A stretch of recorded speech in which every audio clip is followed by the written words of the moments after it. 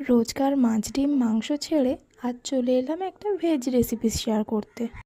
তো দেখো, প্রথমে পনিরগুলোকে টুকরো টুকরো করে কেটে নিয়েছি।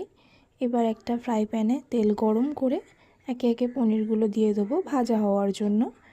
উপর থেকে সামান্য পরিমাণে লবণ দিয়ে এটাকে ভাজা হতে দেবো। এক সাইড গোল্ডেন ব্রাউন ভাজা হয়ে গেলে এগুলোকে আবার উল্টে দেব। পুরোটা ভালো করে দেখো ভাজা হয়ে এসেছে। এবার এটাকে তুলে নেব। এদিকে আমি কিছুটা পরিমাণে টমেটো কুচিয়ে নিয়েছি, আদা বেটে নিয়েছি ও একটু লঙ্কা কুচি নিয়ে নিয়েছি।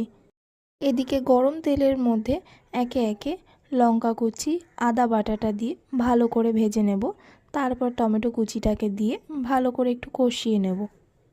আর এতে পরিমাণ মতো হলুদ গুঁড়ো, লঙ্কার গুঁড়ো, লবণ, সামান্য একটু জিরের গুঁড়ো দিয়ে মশলাটাকে ভালো করে কষিয়ে নেব। তারপর এতে হাফ চামচ মতো চিনি দেব, যাতে কালারটাও খুব সুন্দর আসে। এটা ভালো করে কষে এলেই পরিমাণ মতো জল দিয়ে দেব।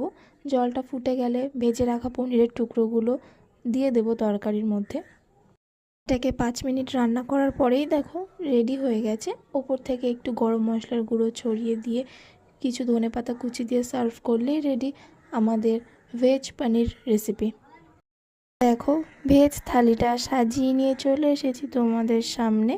রেসিপিটা কেমন লাগলো অবশ্যই জানাতে ভুলবে না।